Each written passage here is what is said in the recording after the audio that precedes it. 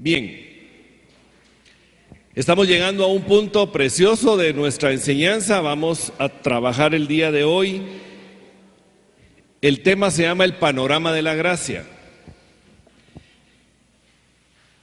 El tema de hoy es un tema precioso, maravilloso. Vamos a ver diferentes tipos de formas como la gracia de Dios opera.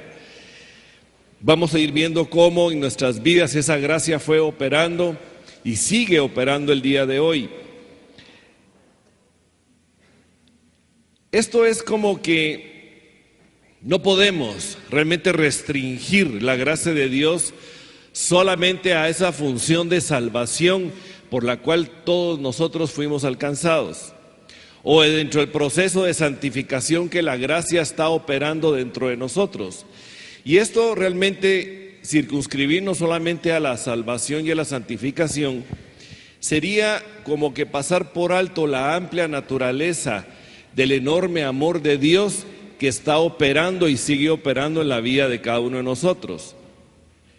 ¿Quiénes de ustedes han visto alguna foto del Monte Everest? Realmente resulta el Monte Everest impresionante, maravilloso, es correcto. El Monte Everest en sí mismo es maravilloso, pero déjenme decirles que el Monte Everest está enclavado en una cordillera de montañas que todas las montañas que lo rodean realmente lo que hacen es resaltar su maravilla. Y ninguna de ellas deja de tener un papel importante dentro de la maravilla que tiene el Monte Everest. Lo mismo sucede con la gracia de Dios. Por eso la gracia incluye una amplia diversidad de modos misteriosos, como Dios opera. Modos misteriosos para nosotros de la manera como Dios realiza, ha realizado y seguirá realizando sus maravillas en nuestras vidas. Es por ello que hoy vamos a platicar de diferentes niveles de la gracia de Dios, niveles de esa gracia que Dios pone a nuestra disposición, niveles de la gracia que está operando en nuestras vidas y operó desde siempre.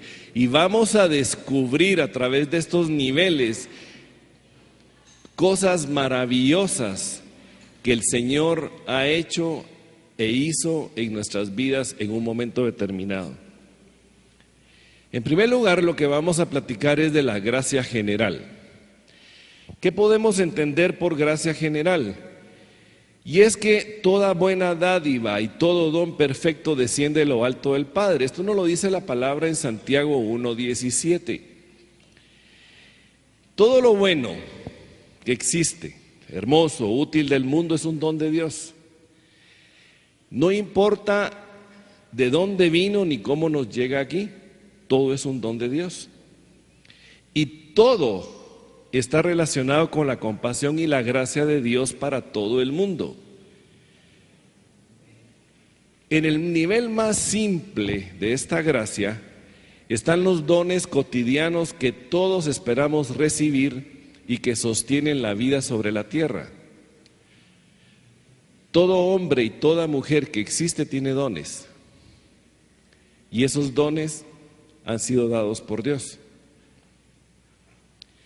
La palabra nos dice en Mateo 5:45, para que seáis hijos de vuestro Padre que está en los cielos, que hace salir su sol sobre malos y buenos, y que hace llover sobre justos e injustos. Y el Salmo 145, versos 8 y 9, dice: clemente y misericordioso es el Señor, lento para la ira y grande en misericordia. Bueno es el Señor para con todos, y sus misericordias sobre todas sus obras. Nosotros vemos que los dones de Dios dados no solo a través de la naturaleza, sino los dones que Dios ha dado a través de todo ser humano que existió y que existe, es un don de Él, es una dádiva dada por Él. Y si nos vamos a un aspecto un tanto más elevado de esos dones, algunos aspectos fundamentales de la naturaleza humana, como la conciencia, la razón, esa capacidad que tenemos de pensar y la capacidad de descubrir la verdad, realmente son dones de Dios. Todo eso ha sido dado por Él. Pablo afirma en su palabra de que todos somos responsables ante Dios por los dones recibidos. Sea creyente o sea pagano, todos somos responsables ante Dios, porque todos recibimos dones. Y en su palabra dice en Romanos 1, 19 y 20, porque lo que de Dios se conoce les es manifiesto, pues Dios se lo manifestó, porque las cosas invisibles de Él, su eterno poder y deidad, se hacen claramente visibles desde la creación del mundo, siendo entendidas por medio de las cosas hechas, de modo que no tienen excusa. Nadie puede alegar ignorancia o excusa en relación a sus dones recibidos. Miren, esta verdad descubierta de parte de toda la naturaleza y todo el mundo no está al mismo nivel de la verdad revelada de Dios. Una es la verdad descubierta, la cual encontramos en la naturaleza y el orden de la naturaleza, y lo vemos en todos los hombres, y cada hombre y mujer tiene dones, aptitudes y talentos. Esto es descubierto, pero la verdad revelada viene a través del Espíritu Santo a aquellos a quienes Dios quiere revelarla. Dios es la fuente de toda verdad. Esta es una afirmación que la tenemos que tener muy clara. Y lo que pretendemos con este punto es ampliar un poquito nuestro entendimiento, ampliar nuestra visión, ampliar nuestra mente, porque de Él provienen todos los dones de la gracia. Y aún aquellos dones que puedan llegar a nosotros de medios así poco comunes o de maneras extrañas.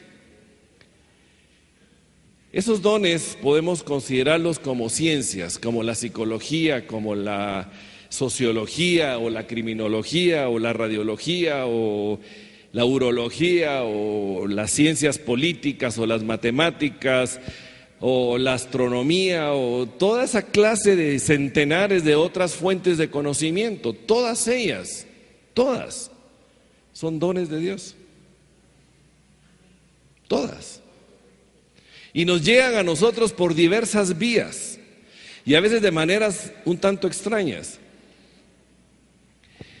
Juan Calvino escribió mucho acerca del mérito positivo de la cultura terrenal del hombre, que incluye la política cívica, la economía doméstica, todas las artes mecánicas y las ciencias liberales. Es sumamente interesante porque hizo énfasis Calvino en esto.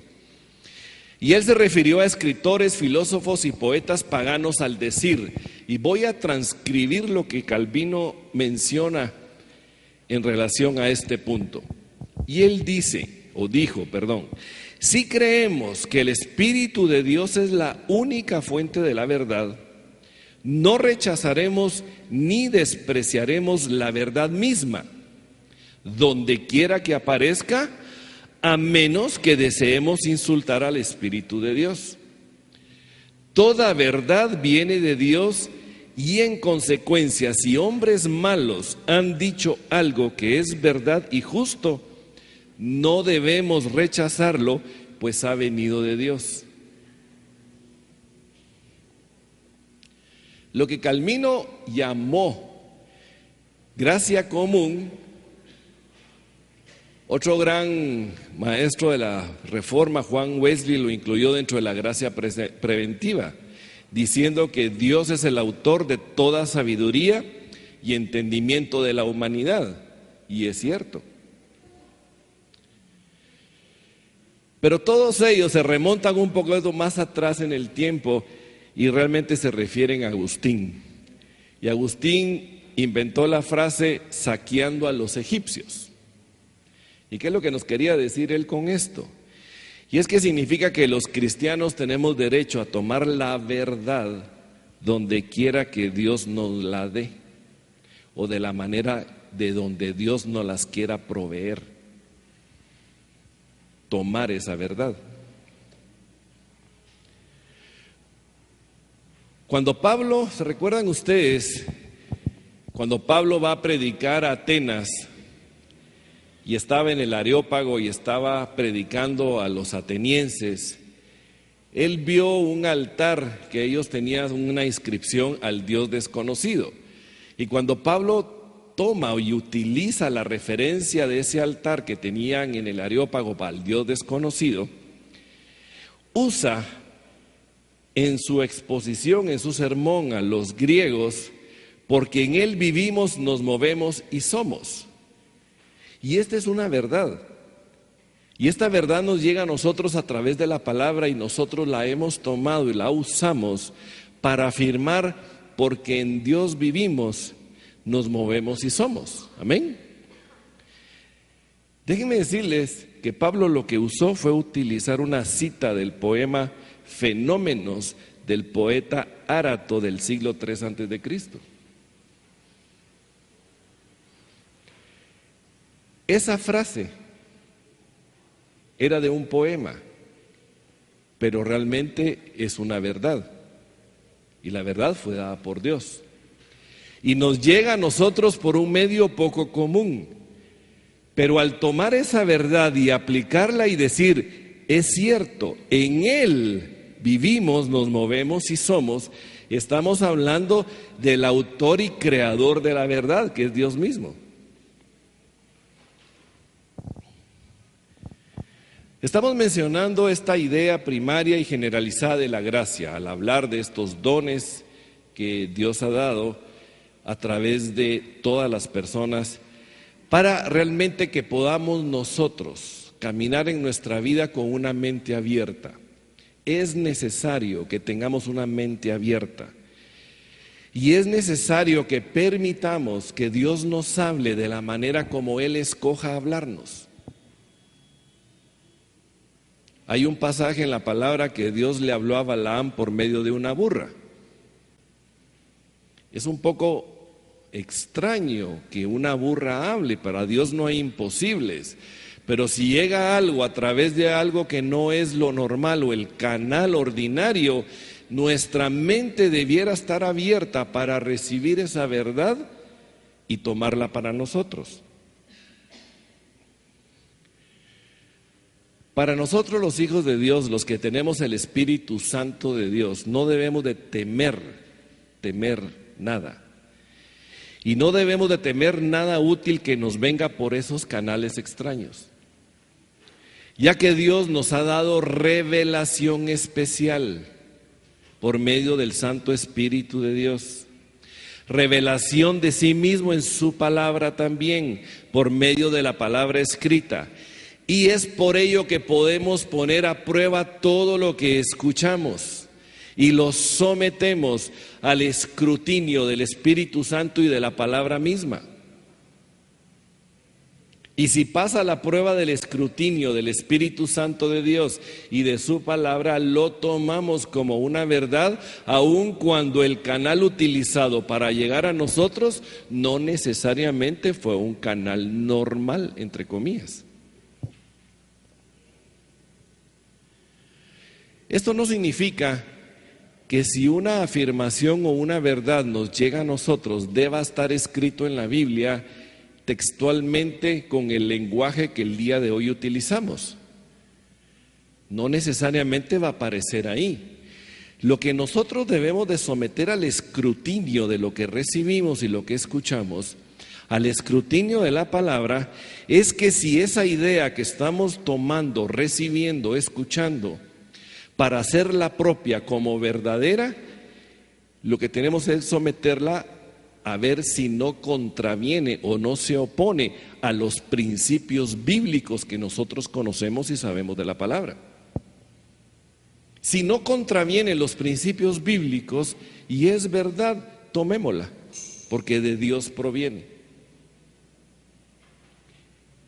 Yo debo advertir con esto que no es que tomemos todo lo que escuchemos y digamos amén a todo.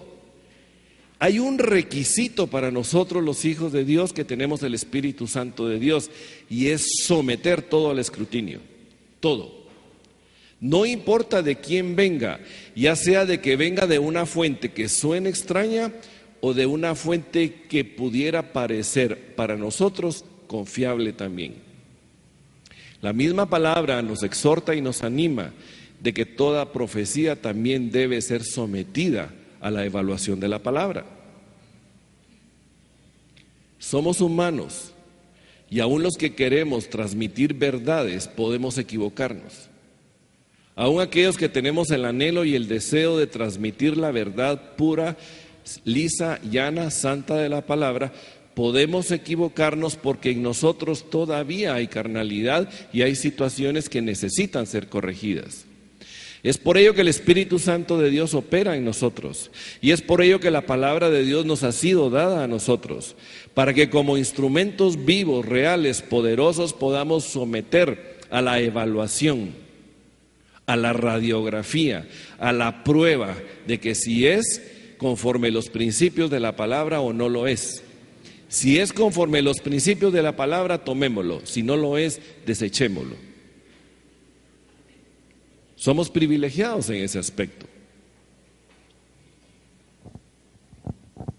Por eso todo lo que pasa a la prueba, le decimos: Padre, gracias por dárnoslo, no importa de dónde venga.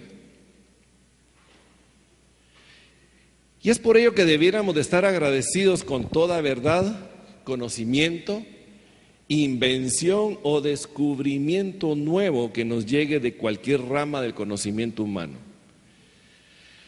Hoy más que nunca el desarrollo de la ciencia se ha manifestado de una manera verdaderamente impresionante. Y se ha manifestado por muchas formas, de muchas maneras, y por la operación de hombres y mujeres. Y no necesariamente quienes realizan invenciones o alcanzan niveles superiores en cualquier rama de la ciencia son hijos de Dios. Muchos de ellos son paganos, pero para nosotros viene a ser un don de Dios dado por medio de ellos. Tomémoslo con gratitud.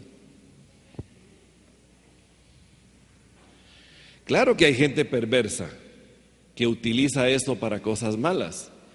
Miren, el mismo avión que puede llevar ayuda humanitaria a gente que lo necesita, o el mismo avión que lleva a un evangelista a predicar el evangelio del Señor Jesucristo, ese mismo avión posteriormente puede ser utilizado para lanzar bombas en un lugar en conflicto, o para traficar drogas. Hay gente perversa que utiliza las cosas para mal. Y realmente la solución al mal uso no es el desuso. Hay muchas personas que son tan extremadamente escrupulosas que dicen: bueno, no, la pasta de dientes esta la usan en tal lugar para un acto que no es conforme a la palabra de Dios, ya no voy a usar la pasta de dientes. No, el Señor nos ha dado la gracia de consagrarlo todo y de todo purificarlo y santificarlo en el nombre de Jesucristo. Y si nos viene por medio de la creación, por medio del desarrollo, por medio de la ciencia, por medio de la invención, recibámoslo, y recibámoslo con gratitud.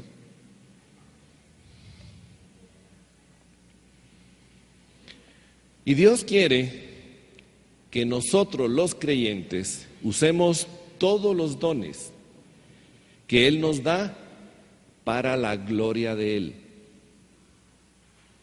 Y no solo para la gloria de Él, sino para el bien de toda la humanidad. Dios nos ha dotado a ti y a mí de dones, aptitudes, cualidades y talentos. Si yo lo tomo para vanagloriarme yo mismo, porque voy a decir: ala, qué bien hago esto, o qué bien desarrollé aquello, o qué invento más maravilloso el que yo alcancé, o voy a decir: Dios me dio el talento, la habilidad y la cualidad para hacerlo, y todo lo que se ha realizado y he logrado es para la honra y la gloria de Él. Pero no solo para la honra y la gloria de Él.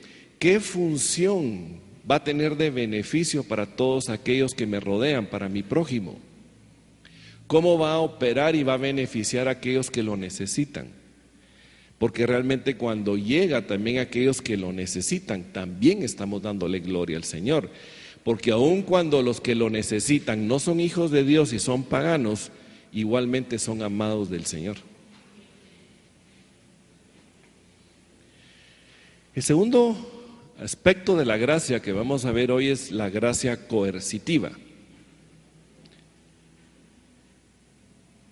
Si Dios hubiera abandonado a la creación y a sus criaturas después de la caída, dejando que las consecuencias del pecado tuvieran todo el efecto del pecado mismo, la raza humana nunca hubiera podido sobrevivir,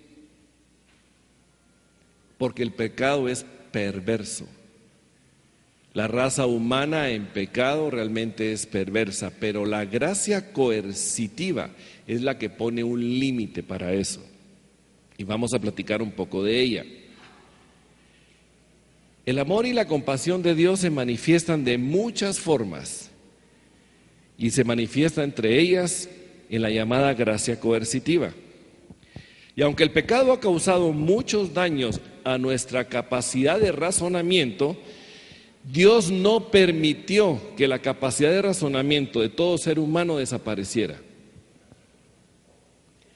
El pecado tiene la capacidad de hacer desaparecer la capacidad de razonamiento en el ser humano, pero Dios no lo ha permitido. Aún los que no han sido salvos ni regenerados tienen ese maravilloso don, y es un don dado por Dios. Una mente que puede razonar, pensar, recordar, imaginar, descubrir e inventar. Ese don de Dios dado a todo ser humano sigue estando presente porque es dado por Él.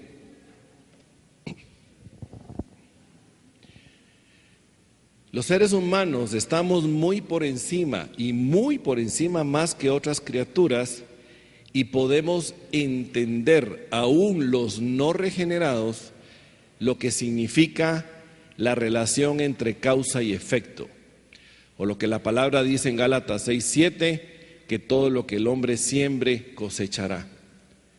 La relación entre siembra y cosecha, causa y efecto. Cualquier persona que tenga sus dones de razonamiento normales puede poder entender y comprender lo que significa de que si él pone la mano en el fuego se va a quemar. Pero también tenemos que entender que con el razonamiento no podemos hallar a Dios, y mucho menos con el razonamiento podemos producir nuestra salvación. Ni tampoco tenemos el poder para conformar nuestra vida con lo mejor que podamos razonar. El hecho de tener la capacidad de pensar y razonar no nos habilita para hacer los cambios que necesitamos. Podemos evaluar la situación en la que se encuentra, pero no tenemos la capacidad para corregirlo. Por eso Dios ha obrado mediante el don de la razón para mantener el pecado bajo control. Miren qué maravilloso. Por ejemplo, los gobiernos humanos que emiten leyes, y estas leyes las hacen cumplir. Realmente los gobiernos son agentes de Dios para refrenar el poder del mal en el mundo. Y no necesariamente los gobiernos son gobiernos redimidos. Diría yo de que ninguno, no conozco uno. ¿Alguien lo conoce? Pero Dios los ha puesto. Dice la palabra que Dios pone a los gobernantes. Y tanto Pablo como Pedro escriben en relación a eso, y dice, primera de Pedro 2, 13 y 14, por causa del Señor someteos a toda institución humana, ya sea al rey como a superior, y a los gobernadores como por él enviados para castigo de los malhechores y alabanza de los que hacen bien.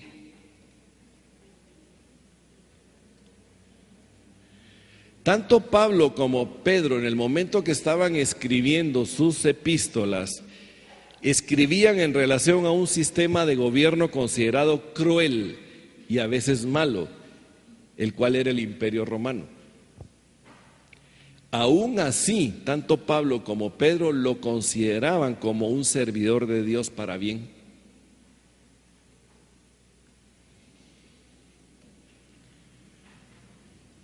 ¿Han visto ustedes en algún momento o han estado ustedes presentes cuando una multitud de personas o un pueblo completo no tiene gobierno ni tiene ley en algún momento dado? ¿O han visto en las noticias cuando en alguna ciudad se levantan manifestaciones que rebasan la capacidad de la ley o rebasan la ley misma o los límites que la ley establece? La naturaleza humana, si no tiene el freno de la ley, verdaderamente es horrible. Se desenfrena de tal manera y manifiesta todo aquello que la ley no le permite manifestar y se desboca haciendo cualquier cosa de agresión, de robo, de violencia, de destrozos, y lo que está manifestando es su verdadera naturaleza, porque esa verdadera naturaleza en un momento determinado no ha sido refrenada por la autoridad en ese momento o por la ley establecida. Algunos años atrás nosotros tuvimos lo que se le llamó el Jueves Negro, ¿se recuerdan? Y era impresionante ver a las personas salir a la calle con palos, con tubos, con piedras y destruían todo cuanto se veía enfrente. Saqueaban almacenes, golpeaban a las personas y no había nadie que los parara. Parecía un salvajismo abierto y desenfrenado en todo momento. Esa es la verdadera naturaleza del hombre. Pero por eso Dios ha puesto límites al pecado y a la naturaleza del hombre por medio de las leyes y los gobernantes y por medio de la razón, porque si no la naturaleza misma, la misma humanidad ya hubiera desaparecido. Y la pregunta es, ¿nos detenemos para darle gracias a Dios por su gracia coercitiva, que ya obraba en nuestras vidas mucho antes de llegar a conocerlo como nuestro Salvador? Y ahí es donde cada uno de nosotros podemos identificar cómo esa gracia coercitiva de Dios ha operado en nuestras vidas desde tiempo atrás. Esa gracia coercitiva no solo nos contuvo de caer más profundamente en el pecado, sino que nos impidió que fuéramos las víctimas de males aún peores. Esa es la gracia coercitiva de Dios operando. El doctor Stanley Jones en su libro El Camino declara que el primer nombre dado a los cristianos fue los que pertenecían al camino. En una de las citas escritas ahí, Hechos 9:2, dice, y le pidió cartas para las sinagogas, aquí hablando de Pablo, y pidió cartas para las sinagogas de Damasco a fin de que si hallase algunos hombres o mujeres de este camino, los trajese presos a Jerusalén. Y el verso 19-23 dice, hubo por aquel tiempo un disturbio no pequeño acerca del camino.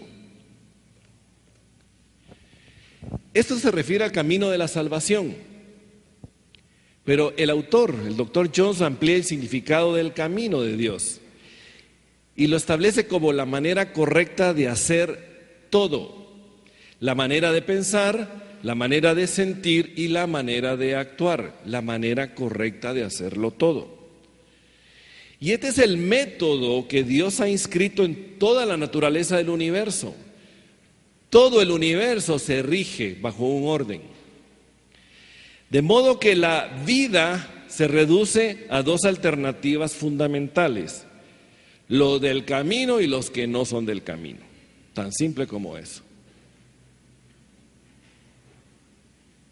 Los del camino y los que no son del camino.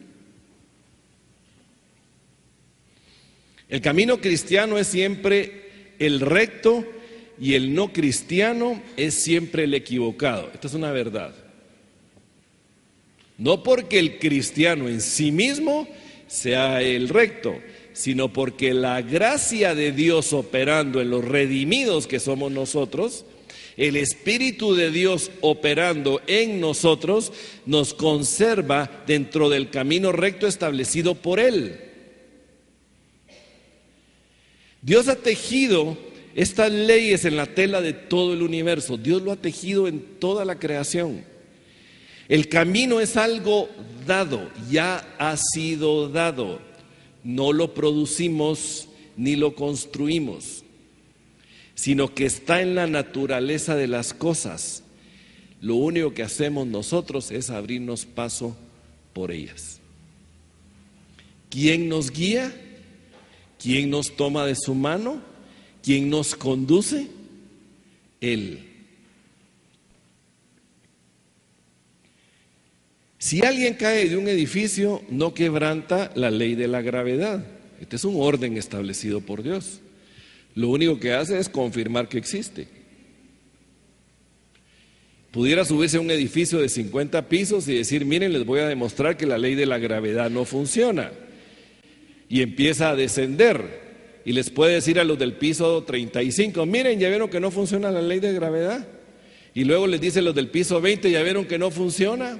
Y les dice a los del piso 10, ya vieron que no funciona. Y los de 5, miren, y ya vieron que no funciona. Pero resulta que cuando llega abajo, pregúntenle. Solo la confirma. La ley está ahí, está establecida. Y esas leyes incorporadas son manifestaciones de la gracia preventiva de Dios. Son barreras puestas al borde del precipicio para que no caigamos en él. Es la gracia coercitiva de Dios sobre toda la humanidad. El universo mismo funciona a nuestro favor o en contra de nosotros. Y el mal es la vida tratando de vivir contra sí misma. Y esto no puede ser.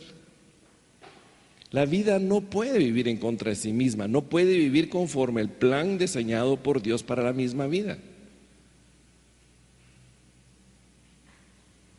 Todo aquello que se opone a la vida misma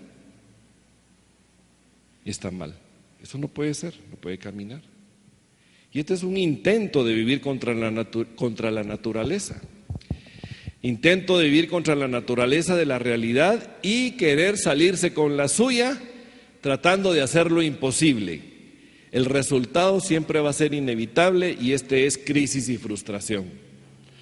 Aquel que quiera ir en contra de la corriente no puede.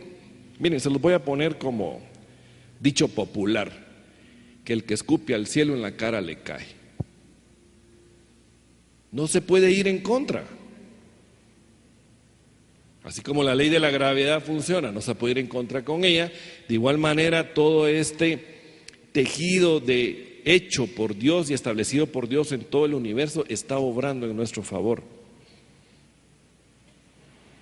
Cualquier intento de querer hacerlo en contra, imposible. Miren, Pablo es un buen ejemplo para nosotros de lo que significa la gracia coercitiva. Cuando Pablo iba camino a Damasco, se encontró con el Señor Jesucristo. Y el Señor le dice a Pablo, Saulo, Saulo, ¿por qué me persigues? Dura cosa es dar coces contra el aguijón. Y el Señor Jesucristo usa una imagen muy común de esa época, y es el aguijón. El aguijón realmente se ponía a un buey joven, cuando se ponía a un buey joven por primera vez en la yunta. ¿Saben lo que es la yunta? Va al lado de otro por medio del yunque.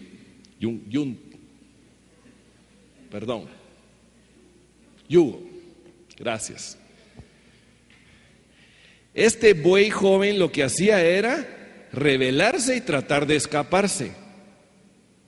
Pero cada vez que pateaba y trataba de salirse de la yunta, ¿qué hacía? Se topaba con el aguijón.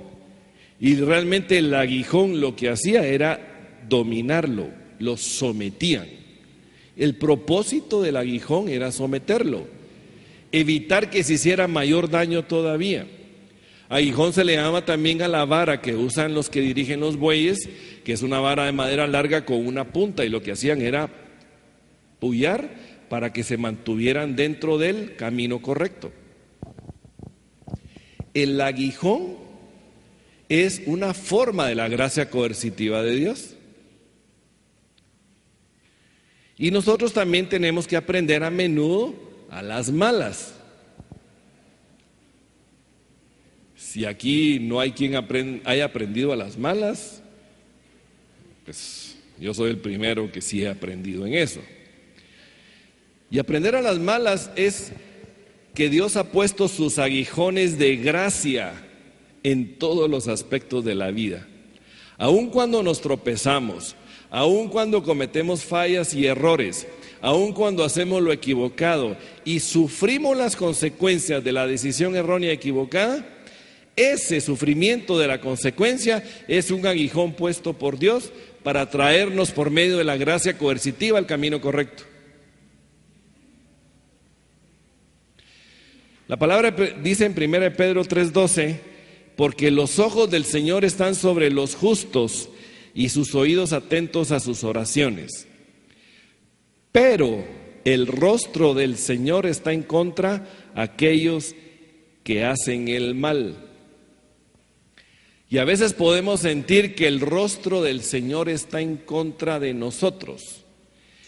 Pero si vemos la acción de Dios en nuestras vidas cuando cometemos el error, de buena manera debiéramos de cambiar nuestra manera de ver esa contrariedad. ¿Por qué? Porque cuando vemos el enojo de Dios en nosotros, lo que está Él operando es por medio de su gracia coercitiva para traernos al camino correcto. Ya no lo vemos como un juicio y un castigo sobre nuestras vidas, sino como que su gracia operando. Y lo debemos ver de una manera diferente. El juicio de Dios, y el juicio de Dios está presente el día de hoy, es en realidad una manera de su misericordia.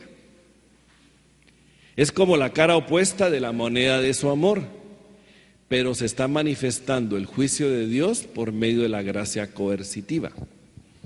David lo expresó muy bien en el Salmo 32. Y dice David, tu mano pesa sobre mí, y me sentía decaer como flor marchita por el verano. Es el peso de la mano de Dios, el juicio de Dios. Lo que busca realmente el juicio de Dios es el arrepentimiento. Lo que el juicio de Dios busca es la restauración. Es la gracia coercitiva operando por Dios en medio de toda la humanidad.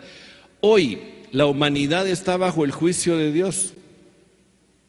Guatemala, los tiempos que estamos viviendo son tiempos verdaderamente sorprendentes. Vemos que la maldad se ha levantado, la cantidad de delitos, la cantidad de asesinatos, la cantidad de muertes. A Dios no le agrada eso. Pero Dios ha dejado al hombre a la deriva, pero el juicio de Él está puesto, ¿para qué? Para que los momentos donde mayor dificultad, mayor tribulación hay, es cuando la gente más se arrepiente y se vuelve a Él. ¿Y qué es lo que Él realmente busca? Él está buscando que todos se vuelvan a Él, aun cuando la consecuencia de sus acciones sea el motivo para llegar a Él.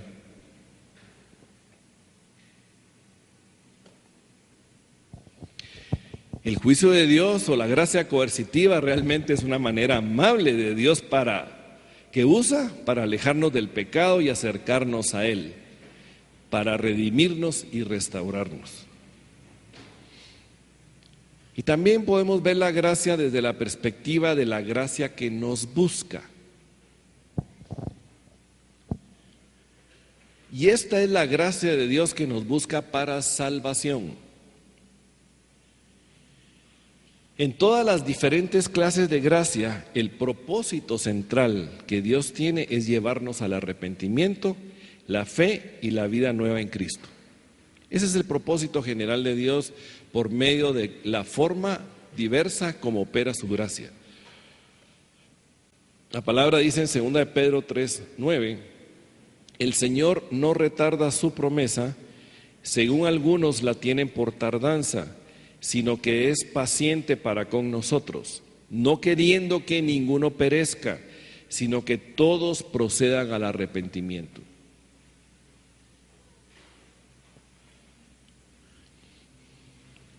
Y este es el diseño de Dios tejido en toda la tela de la vida.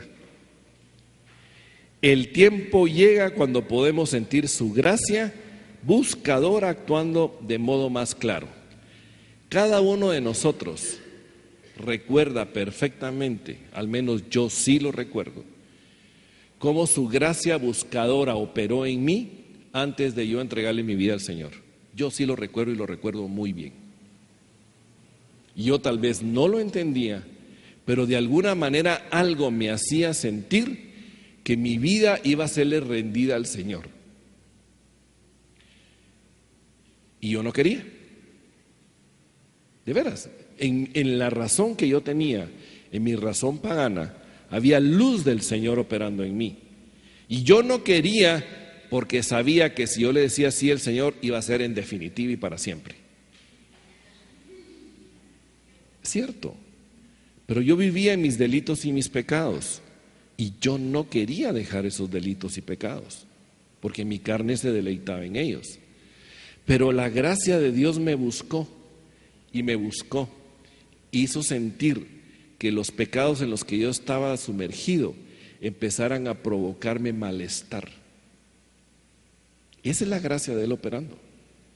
Y en el caso de ustedes, cada uno tiene su propia historia.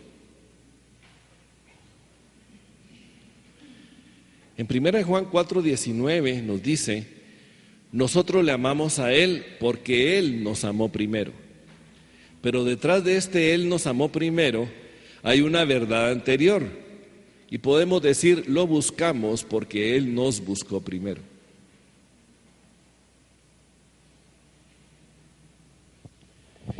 Y una de las principales maneras en que Dios nos busca, miren qué interesante esta afirmación. Una de las principales maneras en que Dios nos busca es produciendo en nosotros el deseo de buscarlo a Él.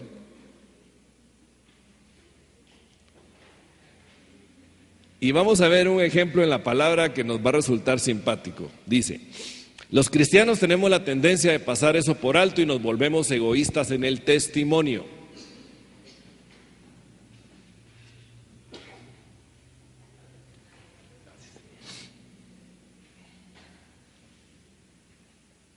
Yo encontré a Cristo, decimos. ¿Verdad que sí? Yo acepté a Jesús. En Juan 1:43, cuando Jesucristo iba caminando, dice, y el siguiente día quiso Jesús ir a Galilea y halló a Felipe. Y le dijo a Felipe, sígueme. Solo 2 versos después, en el 1:45, Felipe halló a Natanael y le dijo, hemos hallado a aquel de quien escribió Moisés en la ley, así como los profetas, a Jesús, el hijo de José de Nazaret. Y así como Felipe podemos ser nosotros. Hemos hallado. Realmente es la gracia que nos alcanza, la que produce en nosotros el deseo de encontrarlo y hallarlo a Él. Pero realmente es Él buscándonos a nosotros. Y hasta nos da como papá, como buen padre que Él nos dice, no te preocupes, mijo, tú me encontraste. Yo me dejé encontrar, como cuando hacen escondelero y andan buscando por los rincones y las esquinas y lo que hace el papá es, aquí estoy, saca el pie o saca el brazo o se deja ver de alguna manera para que cuando el niño o la niña llegue, te encontré. De esa manera opera Dios. Y es un contraste interesante porque Felipe dice haber hallado a Jesús cuando realmente Jesús lo había hallado a él primero. Y así pasa con nosotros. La gracia del aguijón significa que Dios siempre aparece primero en la escena, mucho antes de que aún pensemos en Él. Y esto es verdad y esto es realidad. Él está primero atento de nosotros antes que nosotros de Él. Y debemos recordar que cuando hablamos acerca de buscar a Dios o investigar la verdad o seguir la luz, la única razón por la cual lo hacemos es porque Dios ya está actuando en el corazón, aguijoneándolo con su gracia buscadora, estimulando nuestro corazón con su gracia buscadora. Cuando surge ese deseo, ese anhelo de busco a Dios, ¿cuántas personas hemos escuchado decir, es que yo he estado buscando a Dios, es que yo he estado buscando la verdad, es que yo tengo una necesidad de conocer más? Verdaderamente lo que está manifestando es el aguijón de Dios en su corazón, moviéndolo, motivándola a buscarle a Él. Y por supuesto que Él está pronto a dejarse encontrar, porque así es. Hay etapas de la vida de un hombre o una mujer, de un cristiano, en los que pueda sentirse que ya no quiere seguir con el Señor y pueda sentirse que quiere abandonarlo todo y irse por un lado y tirarlo todo por la borda y me voy a ir a desbocarme o qué sé yo. Eso pasa y ha pasado. Y esos momentos son los que cuando tratamos de huir de Dios y fruto de ese querer huir de Él nos podemos sentir vacíos, culpables, abandonados, nos podemos sentir realmente de lo peor. ¿A quién le ha pasado eso? Déjenme decirles que son momentos en los que tal vez podemos decir, miren, no encuentro a Dios. ¿A alguien le ha sucedido eso? Déjenme contarles algo. Son los momentos en los que más cerca ha estado el Señor de nosotros. Cuando parece que no podemos encontrarlo, lo que sucede es que no podemos escapar de su presencia. Esa es la verdad. No podemos escapar de su presencia. El Salmo 139 del 7 al 8 nos dice: ¿a dónde me iré de tu espíritu? ¿Y a dónde huiré de tu presencia? Si subiere a los cielos, ahí estás tú. Y si en el Seol hiciere mi estrado, he aquí, ahí tú estás. En realidad, en esos momentos, Dios nunca ha estado más cerca de nosotros más que cuando pasamos esa situación. Y eso debe traer a nosotros gozo, alegría. Saber que aún cuando nosotros nos apartamos de Él o queremos tirarlo todo por la borda, o peor aún, consideramos el pecado y queremos irnos detrás del pecado, son los momentos en los que Dios más cerca está rescatando a sus hijos. Es la gracia buscadora de Dios. Y el amor de Dios nunca ha cambiado. Lo que sí ha cambiado es su estrategia. Se puede rechazar el amor de Dios, pero no nos podemos perder cuando Dios nos busca. Me puedo poner los moños y decirle, Señor, no quiero nada contigo, pero contra Él no puedo. Y si Él decide buscarnos, no hay nada que se interponga entre Él y nosotros. Nada. Pero a veces Dios nos busca dejándonos ir. Una de sus estrategias. Y dejándonos ir por nuestros caminos y permitiendo que en las decisiones que tomemos por el camino que hemos escogido, suframos, fruto de las decisiones tomadas, y vivamos las consecuencias que inevitablemente vamos a vivir. Y ese sufrimiento realmente lo que va a hacer es llevarnos de regreso a Él. En el dolor, en el sufrimiento, en la tristeza, es cuando escogemos volver a Él. En el capítulo más importante de la Biblia en cuanto a la búsqueda, ustedes lo han leído, es el capítulo 15 del Evangelio de Lucas. En el capítulo 15 del Evangelio de Lucas nos habla el caso de la oveja perdida y del pastor que va en busca de ella, o el caso de la moneda perdida, que la mujer que la perdió no cesa de buscarla hasta que la encuentra, y cuando la encuentra hay gozo y hay regocijo. Pero inmediatamente después de estos dos casos nos viene el caso del hijo pródigo. Y el caso del hijo pródigo, el papá de él se queda callado, no le habla, parece inactivo, no lo detiene, lo deja ir. Y pareciera como que no le importa. En contraposición a los dos casos anteriores, este suena un tanto extraño, pero realmente en ese amor firme de Dios y en esa gracia fiel que llega a toda situación humana, Dios a veces lo que hace es dejando que nos vayamos hacia el pecado y que el mal vaya más allá de lo que imaginado para nosotros hasta que suframos las consecuencias. En el caso del hijo pródigo sufrió las consecuencias. Llegó al punto donde lo perdió todo, llegó al chiquero, no podía ni siquiera comer la comida de los cerdos. Y es ahí, en ese momento, cuando en su mente, en su razón, él tuvo esa introspección y dijo: en la casa de mi padre los jornaleros están mejor que yo, volveré. Y realmente esa es la gracia que busca.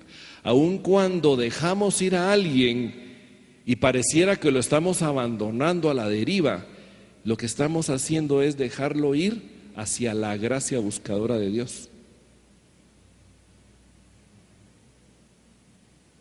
Suena extraño muchas veces que si lo vemos en la palabra y en la palabra, en el texto, nos puede parecer algo fuerte que un padre deje ir a un hijo y que se vaya a la deriva, pero cuando nos toca vivirlo,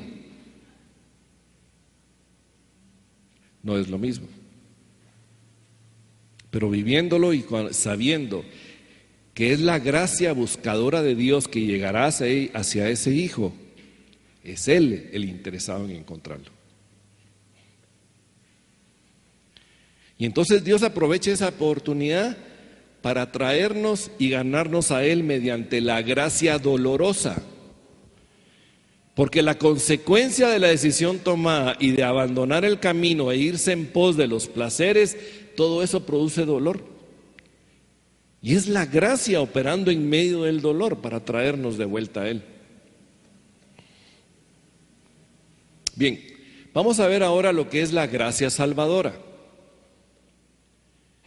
Finalmente existe la acción directa del espíritu buscador de Dios sobre el espíritu humano.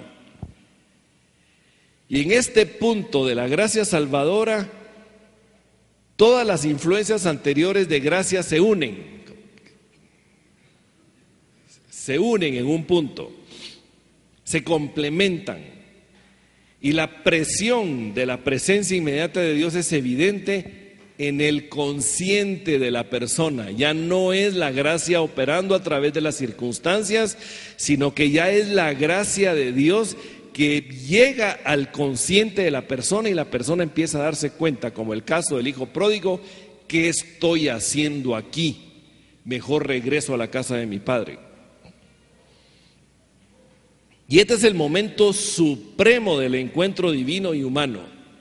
Apocalipsis 3:20 dice: y estoy a la puerta y llamo. Pero realmente lo que la palabra nos está diciendo es que espera la respuesta. El llamar a la puerta y llamo es un acto claro, definido, externo. Estoy tocando a la puerta, estoy llamando. Está hablando al consciente y espera una respuesta del consciente. Si me abres, entraré y cenaremos juntos. Así como el Espíritu de Dios está afuera tocando y llamando, está dentro de nosotros operando también, abriendo los oídos para que oigamos y dándonos la voluntad y capacidad para responder, para decirle sí. Porque hasta decirle sí al Señor es movido por el Espíritu Santo de Dios. Y es Él el que ofrece el don de la fe para que podamos confiar a pesar de nuestros temores y dudas. Ni siquiera nuestra es la capacidad de creer en Jesucristo como Salvador y Señor. Ni siquiera nuestra, en nuestro razonamiento humano, tenemos la capacidad de pensar, creer que podemos aceptar a Jesucristo. Necesitamos una dosis de fe. Y la fe es gracia de Dios. Y la fe no es de vosotros, pues es un don de Dios, dice la palabra en Efesios 2:8. La misma fe que nos lleva a creer ha sido dada por Él.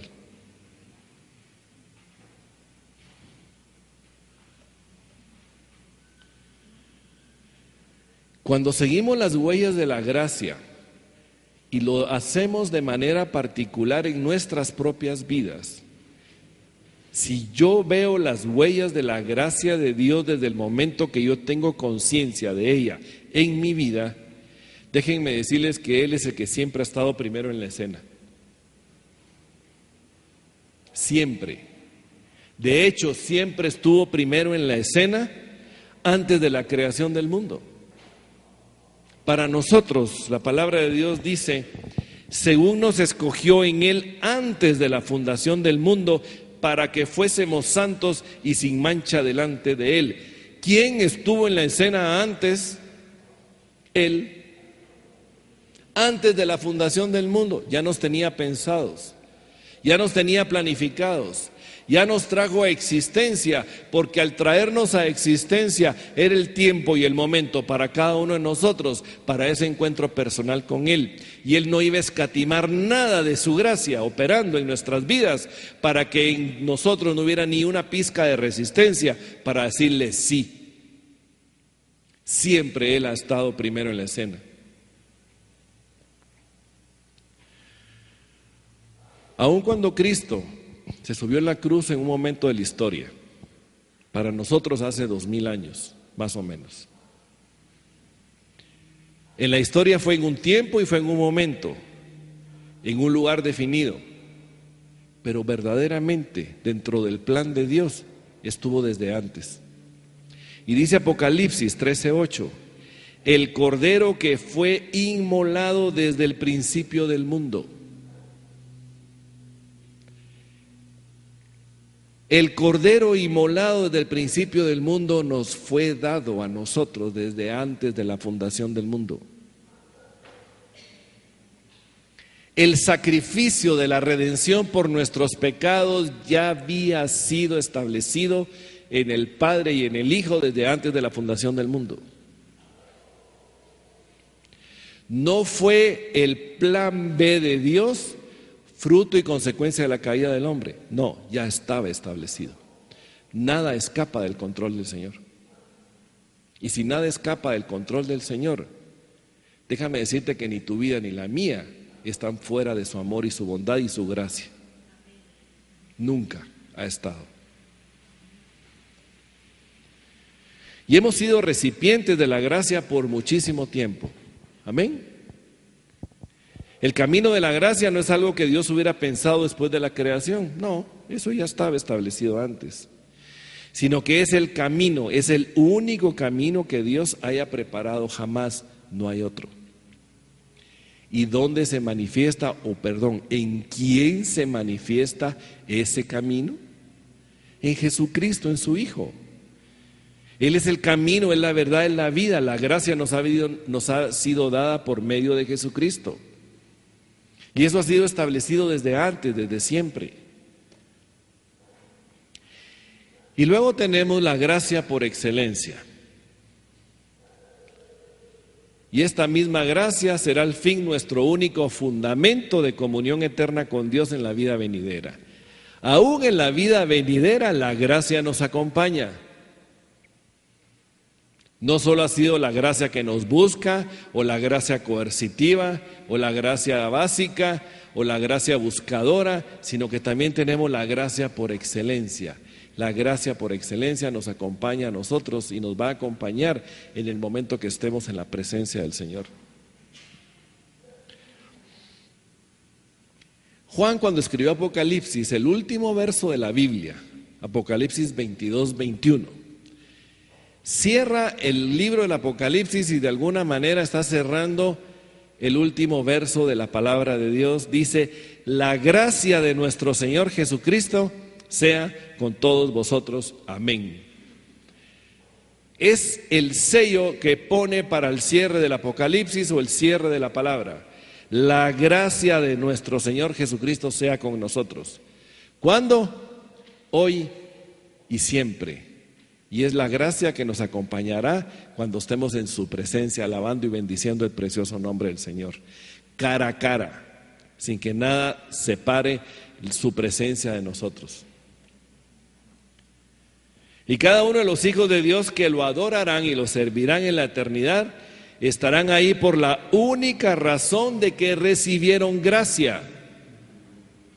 La única razón por la que vamos a estar en la presencia de Dios en la eternidad es ¿por qué? Porque recibimos gracia aquí, ahora en este mundo. Por Él, por su gracia, por su misericordia. Es el amor de Dios dado gratuitamente a los indignos que no lo merecen. Esa es la gracia. Es un don gratuito. ¿A quién? A un receptor inmerecido de ella. Lo que merecíamos era la muerte como fruto de nuestros delitos y pecados. En vez de recibir el justo castigo que merecíamos, recibimos gracia, recibimos salvación. Y es la que nos ha acompañado antes de haber aceptado a Jesucristo, es la que nos sostiene el día de hoy y es la que nos va a acompañar en la presencia y en la eternidad con Él por siempre. Damos gloria y honra al Señor por ello, amén. Y quiero cerrar el tema de hoy con esta cita. Por favor, no debe olvidarse para nosotros esta cita, mantengámosla siempre en nuestra mente, en nuestro corazón, en nuestra memoria. Porque por gracia sois salvos por medio de la fe, y esto no de vosotros, pues es don de Dios. Amén. Gracias, Padre. Bien, llegamos a este punto, a este tema.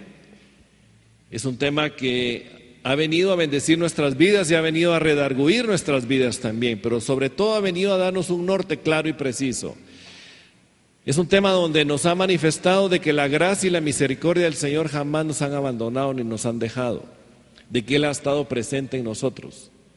Es un tema donde el Señor ha utilizado todos los medios que Él ha dado por medio de su don gratuito, de su gracia a todos los hombres y mujeres, para llevarnos al entendimiento de que Él es Dios, que Él es nuestro Padre, que está en cuidado de nosotros y que nada escapa a su control. Amén. Vamos a darle gracias al Señor en este momento. Vamos a orar y después hay un anuncio que nos quiere dar Caro.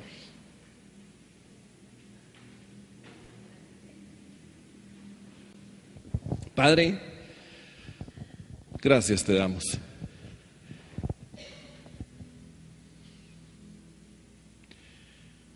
Este es un tiempo en el que cada uno de nosotros recuerda, nos trae esa memoria, cómo tu gracia nos alcanzó desde siempre. Cómo tu gracia jamás nos dejó ni nos abandonó, aun cuando éramos enemigos tuyos, aun cuando estábamos apartados de tu gloria por nuestros delitos y pecados, aun cuando nuestra carne, nuestra vieja naturaleza se manifestaba en toda su fuerza, dirigiéndonos a aquello que te ofende, que se llama pecado. Ahí estabas tú. Ahí estabas tú llamándonos a cada uno de nosotros por nombre.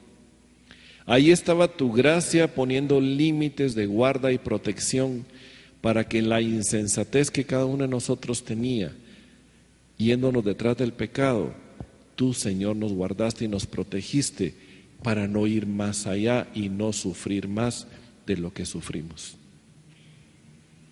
Hoy lo entendemos y ver, Señor, tu fidelidad, ver tu amor en nuestras vidas, Señor, nos llena de alegría, nos llena de gratitud, nos llena de realmente, Padre,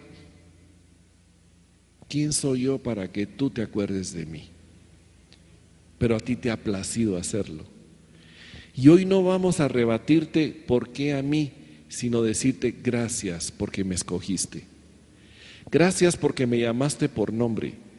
Gracias porque desde antes de la fundación del mundo tú me tenías planeado y pensado. Gracias porque enviaste a tu Hijo Jesucristo, el cual estaba el sacrificio dado desde antes de la creación, para que por medio de él alcanzara salvación. Gracias por tu Santo Espíritu, porque es tu Espíritu el que operó en nuestras vidas para llevarnos al convencimiento de pecado, de juicio y de justicia.